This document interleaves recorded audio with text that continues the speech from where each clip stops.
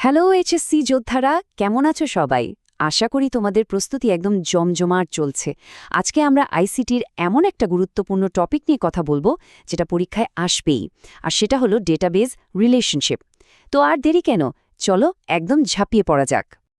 আজকে আমাদের জার্নিটা কেমন হবে চলো এক ঝলকে দেখে নিই। প্রথমে আমরা বুঝব যে কেন আমরা সব তথ্য একটা বড় টেবিলে রাখি না। তারপর আমরা এক এক করে ৩ ধরনের রিলেশনশিপের গভীরে যাব, আর সবশেষে পরীক্ষার জন্য একটা স্পেশাল চ্যালেঞ্জ দিয়ে নিজেদের ঝালিয়ে নেব। আচ্ছা, চলো একদম শুরু থেকে শুরু করা যাক। আমাদের সবার মনেই কিন্তু একটা প্রশ্ন আসতেই পারে, তাই না, যে এত ঝামেলার কি দরকার? সব ডেটা যদি একটা বড় টেবিলের মধ্যেই রেখে দেওয়া যায় তাহলে তো কাজ অনেক সহজ হয়ে যায়। কিন্তু আসলেই কি তাই? চলো ব্যাপারটা একটু তলিয়ে দেখি। একবার ভাবো তো, যদি সব ডেটা একটাই টেবিলে রাখা যেত তাহলে তো জীবনটা অনেক সহজ হয়ে যেত, তাই না? কিন্তু বাস্তবে এটা একটা বিশাল সমস্যা তৈরি করে। বলতে পারো ডেটাবেসের জন্য এটা একটা দুঃস্বপ্নের মতো। কেন? কি সেই সমস্যা? চলো পরের স্লাইডে একটা উদাহরণ দিয়ে ব্যাপারটা পরিষ্কার করা যাক। এই টেবিলটার দিকে একটু ভালো করে তাকাও। এটা হলো লায়ন স্কুলের একটা টেবিল, যেখানে স্টুডেন্ট, সাবজেক্ট, টিচার সব জগাখিচুড়ি করে এক জায়গায় রাখা হয়েছে। এখন দেখো, মিস্টার কামাল, তার নাম আর ফোন নাম্বার ২ বার লেখা হয়েছে। কেন? কারণ তিনি আনিকা আর রাহুল দুজনকেই আইসিটি পড়ান। এখন ভাবো, তিনি যদি ১০০ জন স্টুডেন্টকে পড়ান, তাহলে তার ইনফরমেশন ১০০ বার লিখতে হবে। এই যে একই জিনিস বারবার লেখা, এটাই হলো ডেটাবেসের সবথেকে বড় শত্রু। তো এই যে একই ডেটা বারবার লেখা হচ্ছে, টেকনিক্যাল ভাষায় এটাকে বলে ডেটা রিডান্ডেন্সি। এর কারণে কি কি সমস্যা হয়? প্রথমত, খামোখা স্টোরেজ নষ্ট হয়। দ্বিতীয়ত, ডেটা ইন্টিগ্রিটি বা তথ্যের নির্ভুলতা নষ্ট হয়ে যায়। ধরো, মিস্টার কামালের ফোন নাম্বারটা চেঞ্জ হলো। এখন তুমি যদি এক জায়গায় ঠিক করে আরেক জায়গায় ভুলে যাও, তাহলে কি হবে? ভুল তথ্য থেকে যাবে, তাই না? এই সব ভয়ঙ্কর সমস্যার একটাই সমাধান, আর সেটা হলো ডেটাবেস রিলেশনশিপ। তো যখন সমাধানটা আমরা জেনেই গেছি, চলো তাহলে প্রথম ধরনের রিলেশনশিপের সাথে পরিচিত হওয়া যাক। এটা হলো 1-to-1 বা একের সাথে এক রিলেশন। এটা বেশ সহজ আর কিছু স্পেশাল কেসে কাজে লাগে।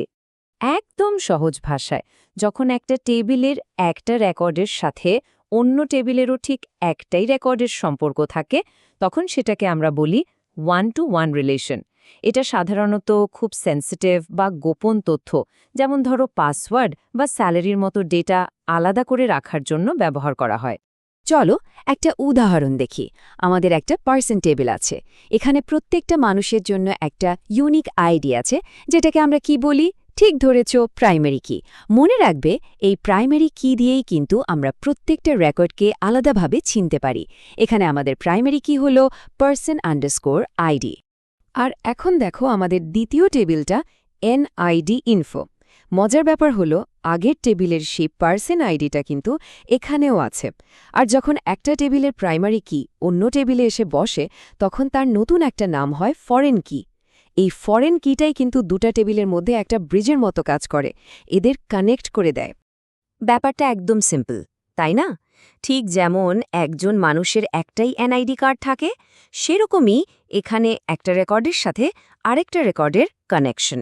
এটাই হলো 1:1 রিলেশন। তো 1-to-1 রিলেশন তো আমরা বুঝে গেলাম। এবার চলো ডেটাবেসের হিরো, মানে সবচেয়ে বেশি যে রিলেশনটা ব্যবহার হয় সেটার সাথে পরিচিত হই, 1-to-many রিলেশন। নাম শুনেই কিন্তু অনেকটা বোঝা যাচ্ছে, তাই না? যখন প্রথম টেবিলের একটা রেকর্ডের সাথে দ্বিতীয় টেবিলের অনেকগুলো রেকর্ডের সম্পর্ক থাকে, তখন তাকে বলে 1-to-many। যেমন ধরো, একটা ডিপার্টমেন্টে তো অনেক স্টুডেন্ট পড়ে, তাই না? এটাই 1-to-manyর একটা দারুণ উদাহরণ। এই টেবিলটা দেখো, এটা হলো আমাদের ডিপার্টমেন্ট টেবিল, মানে সম্পর্কের ওয়ান সাইড। এখানে প্রত্যেকটা ডিপার্টমেন্টের জন্য একটা ইউনিক আইডি আছে, যেটা হলো এর প্রাইমারি কি। আর এইটা হলো আমাদের স্টুডেন্ট টেবিল, মানে ম্যানি সাইড। এখানে খেয়াল করে দেখো, আনিকা আর রাহুল দুজনেরই ডিপার্টমেন্ট আইডি কিন্তু D01। তার মানে কি? তার মানে হলো এই ফরেন কি ব্যবহার করে আমরা দুজনকেই সায়েন্স ডিপার্টমেন্টের সাথে কানেক্ট করে দিয়েছি। ব্যাপারটা তাহলে কি দাঁড়ালো? একটি ডিপার্টমেন্টে অনেক স্টুডেন্ট পড়াশোনা করতে পারে, কিন্তু একজন স্টুডেন্ট কিন্তু একটাই ডিপার্টমেন্টে থাকে। ব্যাস, এটাই হলো ওয়ান টু মেনি রিলেশন। আচ্ছা, দুটো রিলেশনশিপ তো আমরা দেখে ফেললাম। এবার আসছে সবথেকে ট্রিকি কিন্তু আমার মতে সবথেকে মজার রিলেশনশিপটা। আর এই জটিল ধাঁধার সমাধানটাও কিন্তু দারুণ, যার নাম হলো জাংশন টেবল। ধরো তুমি একজন কাস্টমার, তুমি তো অনেকগুলো প্রোডাক্ট কিনতেই পারো, তাই না? আবার উল্টো দিকে ভাবো, একটা নির্দিষ্ট প্রোডাক্ট, সেটাও তো তোমার মতো হাজার হাজার কাস্টমার কিনছে। মানে সম্পর্কটা দুই দিক থেকেই অনেক। এই সিচুয়েশনটাকেই বলে মেনি টু মেনি রিলেশন। এখন প্রশ্ন হল, এই জটিলতার সমাধান কিভাবে হবে? এর জন্যই আমাদের দরকার হয় একটা তৃতীয় ম্যাজিক্যাল টেবল, যেটাকে বলা হয় জাংশন টেবল। এটার কাজ হল দুটো টেবিলের মধ্যে একটা মজবুত সেতুবন্ধন বা ব্রিজ তৈরি করা। এই যে দেখো, এই অর্ডার টেবিলটাই হলো আমাদের সেই জাংশন টেবিল। এখানে কি করা হয়েছে? কাস্টমার টেবিলের প্রাইমারি কি আর প্রোডাক্ট টেবিলের প্রাইমারি কি দুটোকেই এখানে ফরেন কি হিসেবে নিয়ে আসা হয়েছে। এখন দেখো, আমরা এক ঝলকেই বলে দিতে পারছি কোন কাস্টমার কোন প্রোডাক্টটা কবে কিনেছে। সমস্যার সমাধান। আচ্ছা, অনেক তো শেখা হলো, এবার তোমাদের পালা। আমরা তো জানি যে প্রাইমারি কি আর ফরেন কির এই সংযোগের নিয়মটাকে বলে রেফারেন্সিয়াল ইন্টেগ্রিটি। এখন তোমরা যেটা করবে, এই আলোচনাটা এখানেই পজ করো আর নোটবুক এলএমকে গিয়ে জিজ্ঞেস করো, আমার নোট অনুযায়ী একটা ওয়ান টু মেনি রিলেশনে যদি আমি প্রাইমারি কি ডিলিট করে দিই, তাহলে রেফারেন্সিয়াল ইন্টিগ্রিটির কি হবে? যাও, উত্তরটা খুঁজে বের করার চেষ্টা করো। আশা করি তোমরা উত্তরটা খুঁজে পেয়েছ।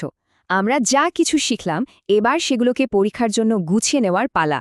এই পার্টটা কিন্তু তোমাদের সিকিউ আর এমসিকিউ দুটোর জন্যই খুবই ইম্পর্ট্যান্ট। পরীক্ষায়, বিশেষ করে এমসিকিউতে, দুটো শব্দ প্রায়ই পাবে, ডিগ্রি আর কার্ডিনালিটি। নাম শুনে কঠিন মনে হলেও জিনিসটা একদম সোজা। ডিগ্রি মানে হলো একটা রিলেশনে মোট কয়টা টেবিল আছে, 2টা নাকি 3টা। আর কার্ডিনালিটি মানে হলো সম্পর্কের ধরনটা কি, মানে আমরা এতক্ষণ যা পড়লাম, one to one, one to many নাকি মেনি টু মেনি। ব্যাস, এটুকুই। ক্লাস শেষ করার আগে তোমাদের জন্য রইল একটা মিনি চ্যালেঞ্জ। ধরো একটা লাইব্রেরি ম্যানেজমেন্ট সিস্টেম, সেখানে 3টা টেবিল আছে, বুক, অথর আর বরোয়ার। তোমাদের কাজ হলো এই 3টা টেবিলের মধ্যে কি কি ধরনের রিলেশনশিপ হতে পারে সেটা ডিজাইন করা। একটু মাথা খাটাও, দেখবে খুব মজার। তো এই চ্যালেঞ্জটা নিয়ে তোমরা ভাবতে থাকো। আজকের মতো আমাদের আলোচনা এখানেই শেষ। দেখা হবে পরের ক্লাসে নতুন কোনো টপিক নিয়ে। সবাই ভালো থেকো।